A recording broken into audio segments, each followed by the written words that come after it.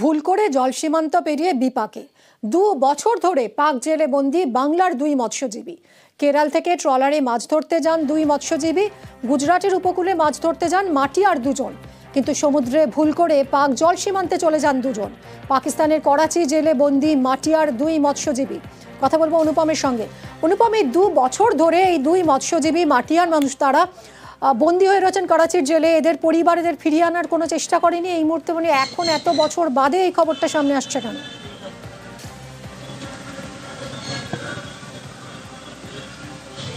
দেখো, এই যে এত বছর ধরে এই যে লালটু দাস এবং সুজয় দাস, তাদের পরিবার কিন্তু প্রশাসনের উপরে আস্থা রেখেছিল। তার কারণ এই যে লালটু দাস এবং সুজয় দাস, তারা গুজরাটের থেকে যখন মাছ ধরতে গিয়ে তারা দিকভুল করে রাতের অন্ধকারে যখন পাকিস্তান সীমান্তে চলে যায় এবং সেখানে পাকিস্তানের যে সেনাবাহিনী তাদের হাতে ধরা পড়ে এবং তারা সেখানে জেলে আটকা পড়ে এবং তারপরেই কিন্তু তারা বাড়িতে খবর দিয়েছিল যে তারা পাকিস্তানে আটকে আছে, জেলে রয়েছে।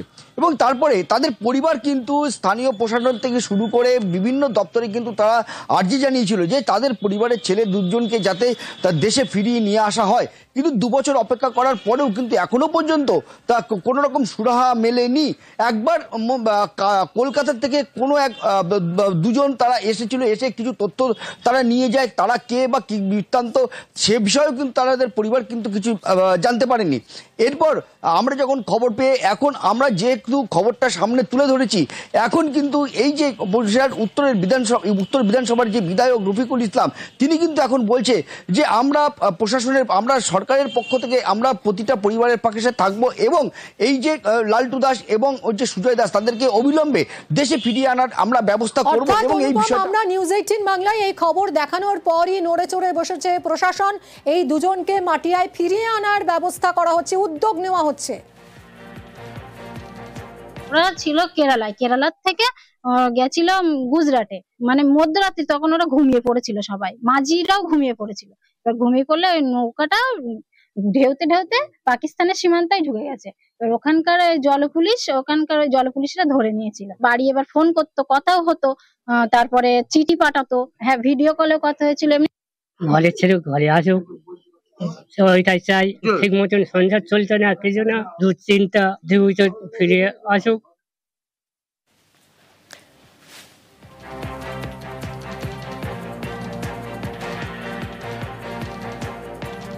আমাদের রাজ্যের সরকার ভীষণভাবে তৎপর। আর এই মৎস্যজীবীরা যারা মানে মৎস্য শিকার করতে যে ভুলবশত পাকিস্তানে চলে গিয়েছে, কারণ বর্ডার এরিয়া এবং অ্যারেস্ট হয়েছে, 2 বছর অ্যারেস্টেড হয়ে আছে, এটা খুব দুর্ভাগ্যজনক বিষয়। এটা প্রথমত একটা ভারত সরকারের বিষয়, কারণ যেহেতু অন্য একটা রাষ্ট্রে চলে গিয়েছে। এখানে আমাদের রাজ্যের মুখ্যমন্ত্রী এসব ব্যাপারে খুবই তৎপর। আমরা যখন জানলাম, আমরা বিষয়টা অবশ্যই মাননীয় মুখ্যমন্ত্রী এবং অভিষেক বন্দ্যোপাধ্যায়কে জানাবো। আমার দৃঢ় বিশ্বাস যে তারা এই ব্যাপারে উদ্যোগ গ্রহণ করবে এবং ভারত সরকারের উপরে চাপ সৃষ্টি করবে, যাতে ওই 2 জন ব্যক্তি তারা যাতে সত্তরে দেশে ফিরতে পারে। তার জন্য আমার রাজ্য সরকার অবশ্যই উদ্যোগ নেবে। বিয়ে করতে গিয়ে 44 লাখ টাকা বেহাত। হুগলির তরুণীর 44 লাখ টাকা বেহাত। ম্যাট্রিমনি সাইটে ভুয়ো পরিচয়, ঘনিষ্ঠতা, সম্পর্ক ঘনিষ্ঠ হতেই প্রতারণার ফাঁদ। ব্যবসায়িক সমস্যার টোপ দিয়ে প্রতারণা, ধাপে ধাপে 44 লাখ টাকা হাতানোর অভিযোগ। জুলাইয়ে এই প্রতারণা চক্রের 2 জন গ্রেফতার। এবার মন্দারমণি থেকে ধৃত মূল অভিযুক্ত জামির আব্বাস। বিয়ের নামে একাধিক তরুণীর সঙ্গে প্রতারণার অভিযোগ রয়েছে তার বিরুদ্ধে। তরুণীদের ফাঁসিয়ে টাকা হাতানোর অভিযোগ। যিনি ফ্রড করেছেন, ডিউরিং কনভারসেশন তার নিজের পরিচয়ে একজন রাইস মিলের ওনার হিসেবে দেন। 14-10-25 তারিখে মন্দারমণির গোল্ডেন ভিউ রিসোর্ট হোটেল থেকে তাকে আমরা অ্যারেস্ট করেছি এবং তার কাছ থেকে বেশ কিছু সামগ্রী আমরা সিজ করেছি, যেগুলো ক্রাইমে ইউজ হয়েছে। আসামি 7 দিনের পিসি পিরিয়ডের মধ্যে আছে, তদন্ত চলছে, জিজ্ঞাসাবাদ চলছে। আমরা আরো জানার চেষ্টা করছি যে এই প্রতারণায় কি একজনই প্রতারিত হয়েছেন নাকি আরো মাল্টিপল ভিকটিম আছে। জেলার নাম পাল্টাচ্ছে কিন্তু ছবিটা একই।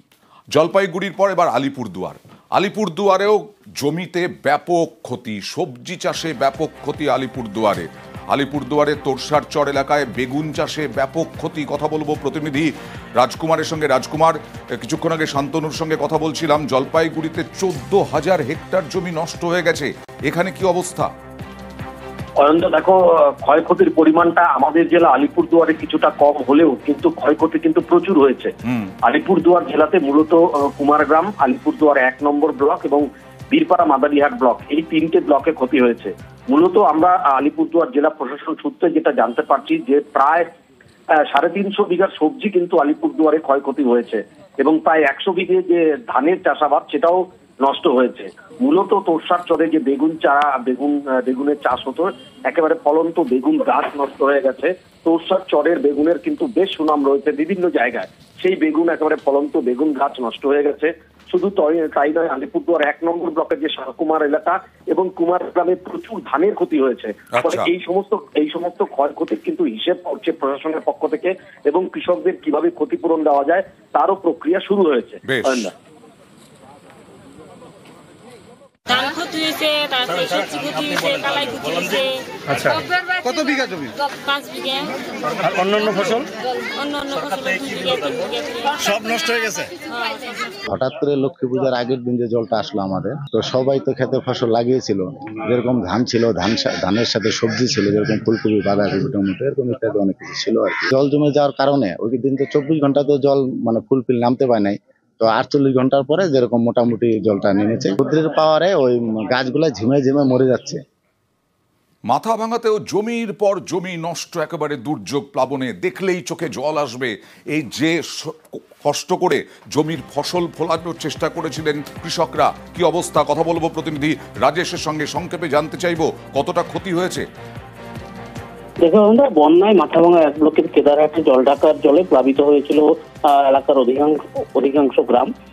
সেই গ্রামে কিন্তু যারা ধান চাষ করেছিলেন পুরোটাই জলের তলায় তলিয়ে গিয়েছিল এবং জল নামার পরে কিন্তু দেখা যাচ্ছে সেই ধানের যে চারা সেগুলো কোথাও মরে গিয়েছে, কোথাও নষ্ট হয়ে গিয়েছে। পাশাপাশি সেই জমিতে বালি চলে আসায় কিন্তু ব্যাপক ক্ষতির মুখে ওই এলাকা। একদম বালি চলে এসেছে, তার মানে কতটা জমির ক্ষতি হবে।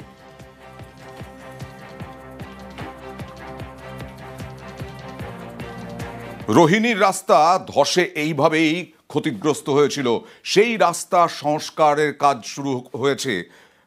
ধসে ক্ষতিগ্রস্ত রোহিণী রোড, শিলিগুড়ি ও দার্জিলিং সংযোগকারী রোহিণী রোড, জোর কদমে রোহিণী রোড সংস্কারের কাজ।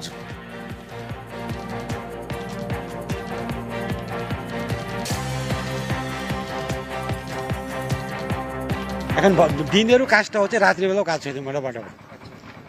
কতদিন লাগবে মনে করে? মোটামুটি 1.5 মাস মানে কমপ্লিট হয়ে যাবে। ওই নিচে আছে আমার 35 মিটার, তাহলে লেন্থ হলো এটা 50 মিটার লেন্থ পড়ে। মানে দিনের বেলা কাজ করছি আমরা, আর রাত্রিবেলাও করছে নাইট 11 পর্যন্ত। মানে তাড়াতাড়ি হচ্ছে কাজটা। হ্যাঁ, 1.5 মাস টার্গেট। যদি আমরা ওয়েদারে সাথ দিয়ে আমরা 1.5 মাসের মধ্যে এটা কমপ্লিট করে দিব স্যার।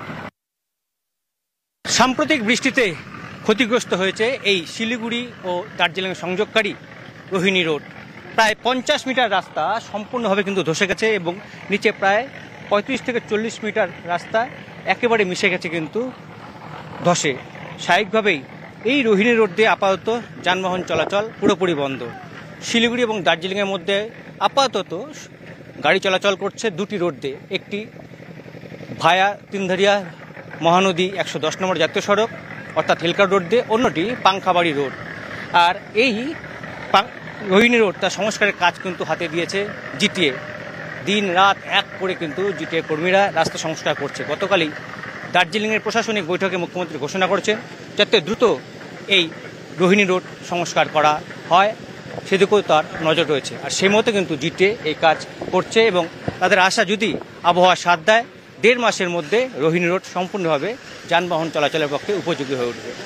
ক্যামেরায় অলোক কুমার দের সঙ্গে পার্থপ্রতিম সরকার, নিউজ 18 বাংলা, রোহিণী, কার্শিয়াং।